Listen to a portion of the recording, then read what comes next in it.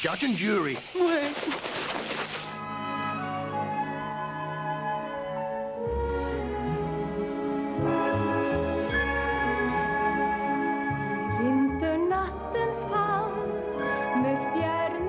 Poor old Norway, 0 points.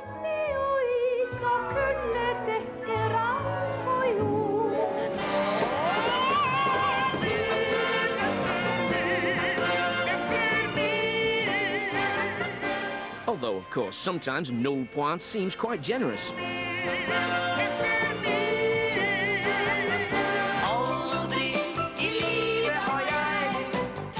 You'd have thought someone would have gone for the sympathy vote.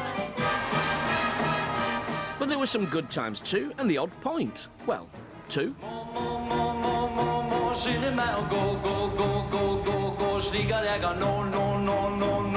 Siste bussen hjem.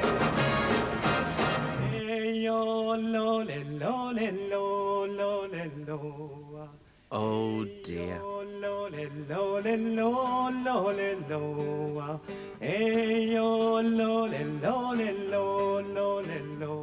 Henrik Ibsen, Henning Berg, Torre Andre Flo, Ole Gunnar Solskjaer, are you listening? Your boys took one hell of a beating. Chocolates? No, a relatively small island in the heart of the Mediterranean. Riddle me ree, how do you make a Maltese cross? Well, you'll need a mould, some molten metal, but really you shouldn't be doing this sort of thing unless you've had previous experience making similar trinkets under supervision. The other way, of course, is to mention Eurovision to the Maltese. That should get them pretty cross.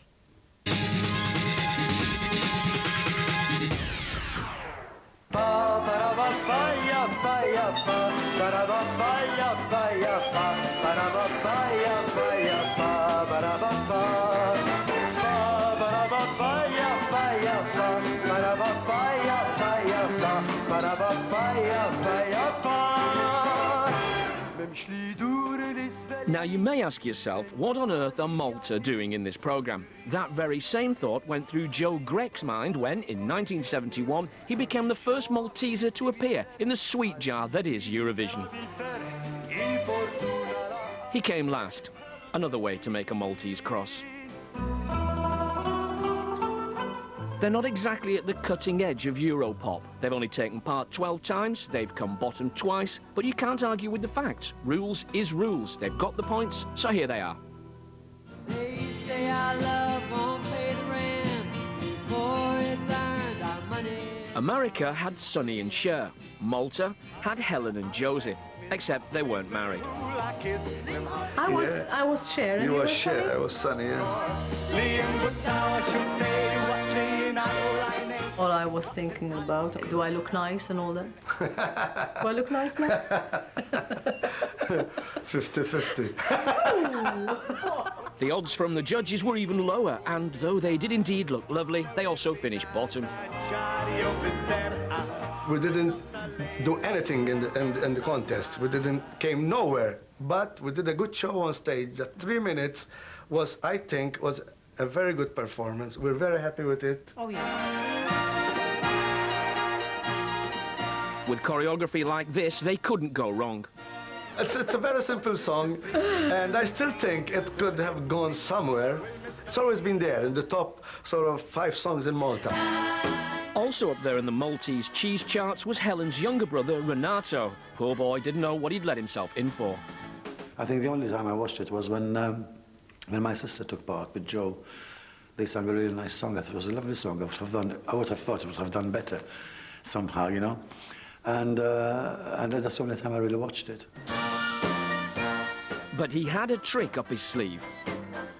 The 2 previous years before I went, they sang in Maltese. But, you know, the problem is, you know, I mean, all right, we're very proud of the Maltese language, but so very few people understand it. So when you're trying to sort of break into the international market, you have to use an international language.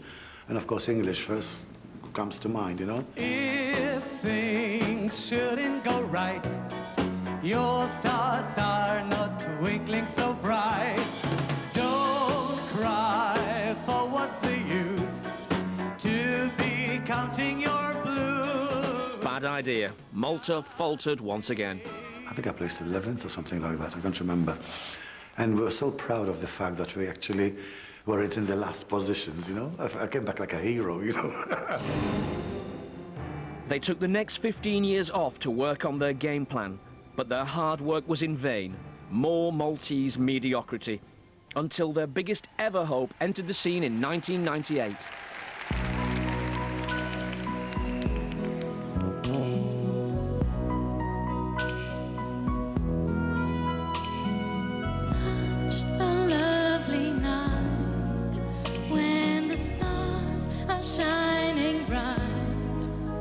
A lot of people said, oh, because she's a fat girl. And, I mean, it's irrelevant. It's the voice you're listening to, after all. It's you have a good voice, which Chiara has, a nice song, and after all, it's a song contest, not a beauty contest. I'm not the type of person that goes to a place and says, okay, I'm going to win this thing. But I did have faith in the song, and I did know that I could do it, so I just did my best. Up there we seem to float. I'm certain and now I know. For me, it's you just the one that I love. Israel and Malta neck and neck, 166. It's down to the wire. There's only one more set of votes coming up. At first I was relaxed, but then I was very nervous. I thought, am I going to win? So I was like, no one ever did this in Malta, and I was telling this to myself all the time. And I was thinking about what would happen if I would win the festival. When I came home, what would happen? A lot of dreams went through my mind. 10 points, the United Kingdom pushing it into second place. Who's going to get the 12? And finally, 12 points from Macedonia goes to Croatia. Israel have won it. I coped very well, I must say. I was very relaxed, and I just got up and I was going to my dressing room. And then this man came up. I don't know who he was. I think it was someone from BBC, I think. And this man told me, you know, you were the real diva of the night. And that was it. I just went in my dressing room and I spent 2 hours crying. But to the people of Malta, she was a hero. The Maltese International Airport stopped for about 20 minutes. There were about 6,000 people at the airport waiting for me to come in. They were all cheering me, which was... I was terrified. Ah, that's Malta for you. 12 appearances, ever hopeful, 75 points. I saw a mouse. Where? There, on the stair. And his cumbersome wooden footwear made him easy to trap and kill. Ah, the Netherlands. Terribly flat, like a pizza, only without the tasty, cheesy topping. The sort of place where you can see for miles just by going like that.